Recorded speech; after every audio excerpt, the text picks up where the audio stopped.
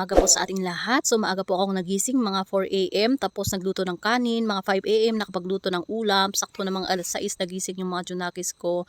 So pinakain ko sila at pinabaon at ngayon ihatid ko na sila sa school.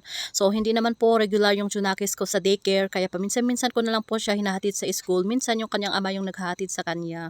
And honestly mga kataong bahay, talagang gustong-gusto nitong junakis ko na daycare na pumasok araw-araw sa school. Pero sa kadahilan ng napakalayo yung bahay namin sa paaralan nila, almost 30 minutes mahigit talaga yung nilalakad namin.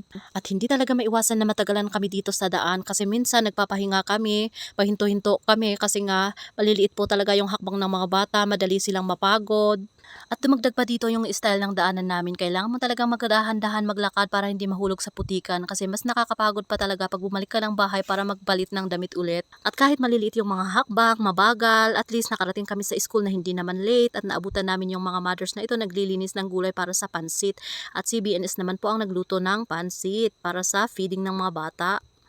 At para sa akin, malaking tulong naman talaga nitong feeding sa mga bata at sa mga magulang kasi hindi pa gagastos ng pera yung mga magulang para sa merienda ng kanilang mga anak. At syempre, mabubusog pa yung mga anak nila, may kasamang gatas pa.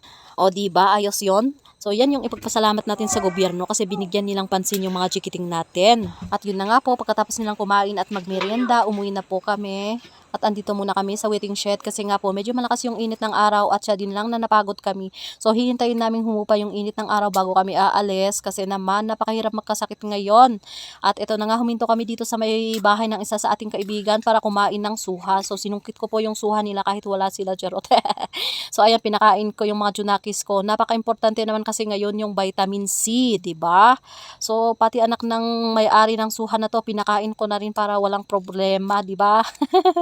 At ito talaga yung pinaka-the best na suha dito sa aming barangay, promise. So pinagkaguluhan nila ito pag alam nilang hinog na siya.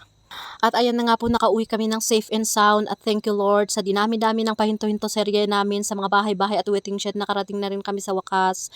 At ito na nga po, binibilisan ko na talaga yung mga gawaing bahay kasi malapit na namang umulan. So sinong relate dito ng mga mudra?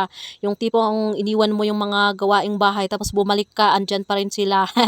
So walang changes, ganon, hindi nalinis, hindi nalinisan. So naisip mo na lang talaga na mga gawaing bahay lang talaga ang loyal sa ngayon. Totoo ba guys? Agree or agree?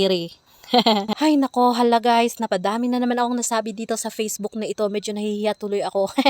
So ito na nga, naisip ko, mini vlog ba ito or pinagsasabihan ng reklamo at problema sa bahay, sa buhay. So habang wala pa yung katulong namin at very understanding ako kasi na-traffic daw siya, ako muna ang gagawa ng lahat. Ay, jarot lang yun guys. Thank you for watching ha.